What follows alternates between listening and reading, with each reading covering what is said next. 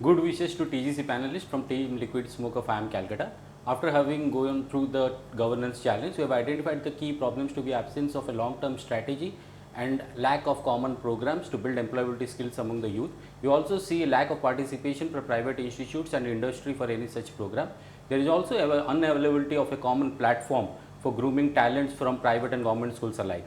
To address this issue, we are suggesting a solution based on e-vouchers in public and private partnership mode, which will be a self-sustainable model.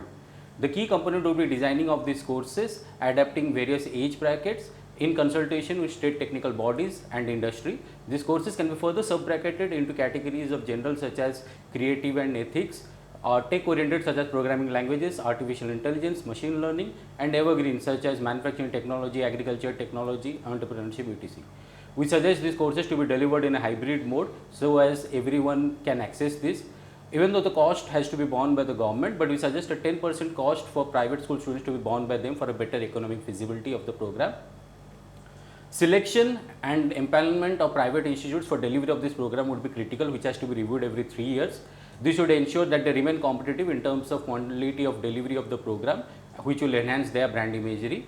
The process rollout would be institutes would be issuing e-vouchers to government. Government would then conduct an exam for students interested to pursue these courses, and then basis of that would issue e-vouchers to students. Students can encash these vouchers to pursue courses of their choice from institutes of their choice. There will be a yearly assessment after completion of the program, which would be basically teams would be formed of students and they will work on a live project sourced from industry. Top merit students will get a chance to visit industry for real field exposure. These courses upon completion would have been a certificate issued by the institutes, which would be industry accepted. The further going ahead at a maturity stage, we suggest further addendums in the design of the program. Firms operating at a pan-India level can actually arrange field trips for students at various other states. International firms can arrange for international faculty visits who would further collaborate on these courses. Haryana state government can enter into an MOU with other states for acceptance of these certificates across their states. Suggested future outcomes of this program in the short and long term are government would see an increase of adoption of these courses among students. Also, participation of private institutes and industry would increase.